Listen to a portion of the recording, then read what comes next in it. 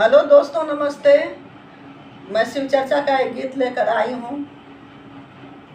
शिव गुरु के चरणों में प्रणाम, मैया भवानी के चरणों में प्रणाम।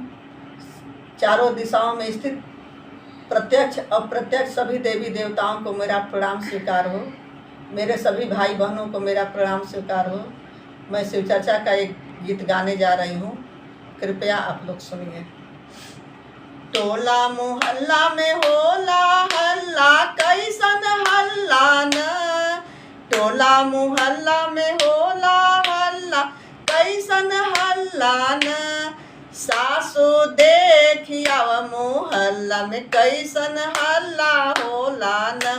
सासू देखियाव मोहल्ला में कैसन हल्ला होला न। टोला मोहल्ला में होला हल्ला, देख के अइली न। टोला मोहल्ला में होला हल्ला, देख के अइली न। बहुअर कवन सिंह के घरवा शिव चर्चा होला न।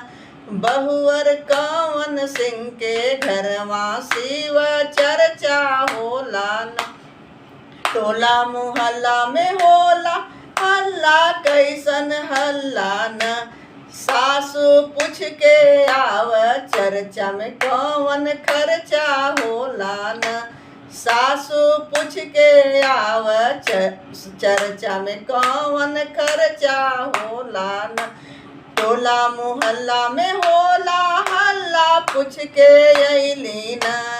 टोला मोहल्ला में होला हल्ला, पूछ के अइली न। बहुअर चर्चा में कवनो ना खर्चा होला न। बहुअर चर्चा में कौनो नाही खर्चा होला न।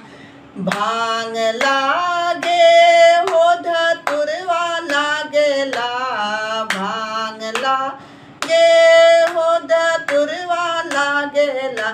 चर्चा में कवनो नाही खर्चा, चर्चवा नीक लागेला।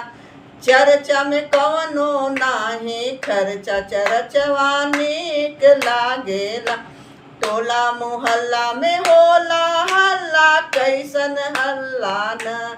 टोला मोहल्ला में होला हल्ला, कैसन हल्ला न। सासू जेठनी देखिया मोहल्ला में कैसन हल्ला होला न। जेठनी देखिया मोहल्ला में कैसन हल्ला होला न। टोला मोहल्ला में होला हल्ला, देख के अइली न। टोला मोहल्ला में होला हल्ला, देख के अइली न। गोतिन कवन सिंह के घरवा शिव चर्चा होला न। गोतिन कवन सिंह के घरवा शिव चर्चा होला न। टोला मोहल्ला में होला हल्ला, पूछ के आवना। टोला मोहल्ला में होला हल्ला, पूछ के आवना। जेठनी चर्चा में का खर्चा होला न। जेठनी चर्चा में कौन कौन खर्चा होला न। लाई लागे होला चिदाना लागेला, लाई लागे होला चिदाना लागेला। चर्चा में कवनो नाही खर्चा, चर्चवा नीक लागेला। चर्चा में कवनो नाही खर्चा, चर्चवा नीक लागेला। टोला मोहल्ला में होला हल्ला, कैसन हल्ला न। ननदो देखियाव मोहल्ला में कैसन हल्ला होला न। ननदो देखियाव मोहल्ला में कैसन हल्ला होला न।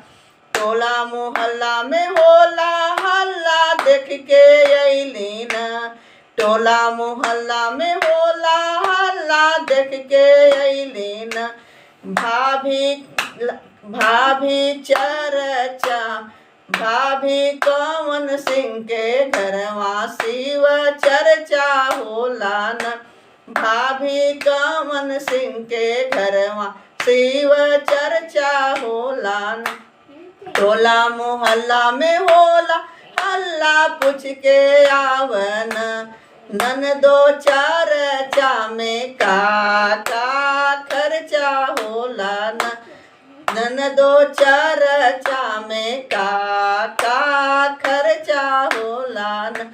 मूंगफली लागे हो नारियरवा लागेला, मूंगफली लागे हो धूप बत्ती लागेला।